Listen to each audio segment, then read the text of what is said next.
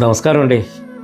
ഓണത്തിൻ്റെ ആരാധനാമൂർത്തിയായ തൃക്കാക്കരയപ്പൻ്റെ ആസ്ഥാനവും കേരളത്തിൻ്റെ ദേശീയോത്സവമായ തിരുവോണാഘോഷങ്ങളുടെ സമാരംഭവും തൃക്കാക്കര മഹാക്ഷേത്രത്തെ കേന്ദ്രീകരിച്ചാണ്.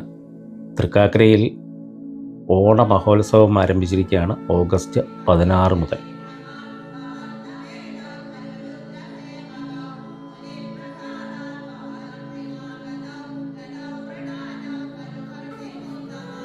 പ്രാചീന കാലത്ത് തൃക്കാക്കര മഹാക്ഷേത്രത്തിലെ മഹോത്സവം നടത്തി വന്നിരുന്നത് കേരളത്തിലെ 64 നാടിവാഴികൾ ചേർന്നായിരുന്നു എന്ന് ചരിത്രരേഖകൾ കാണിക്കുന്നു. ഇത് തൃക്കാക്കരയ്ക്ക് മാത്രം അവകാശപ്പെടുന്ന ഒരു ധന്യതയാണ്. മഹാബലി എന്ന സുന്ദര സങ്കല്പത്തെ ഏറ്റവും കൂടുതൽ ആദരിക്കുന്ന ഒരു സ്ഥലം കൂടിയാണ് തൃക്കാക്കര. 10ാം ഉത്സവമായ തിരുവോണം ഓഗസ്റ്റ് മാസം 26-ാം തീയതിയാണ്. അന്നേ ദിവസം ശ്രീ പഴയിടം മോഹനൻ നമ്പൂതിരി ഒരുക്കുന്ന ഓണസദ്യയും തുടർന്ന് 9 ഗജവീരന്മാരുടെ അകമ്പൊടിയോട് നടക്കുന്ന ആറാട്ട് എഴുന്നള്ളപ്പോടും കൂടി ഈ ഉത്സവം സമാപിക്കും.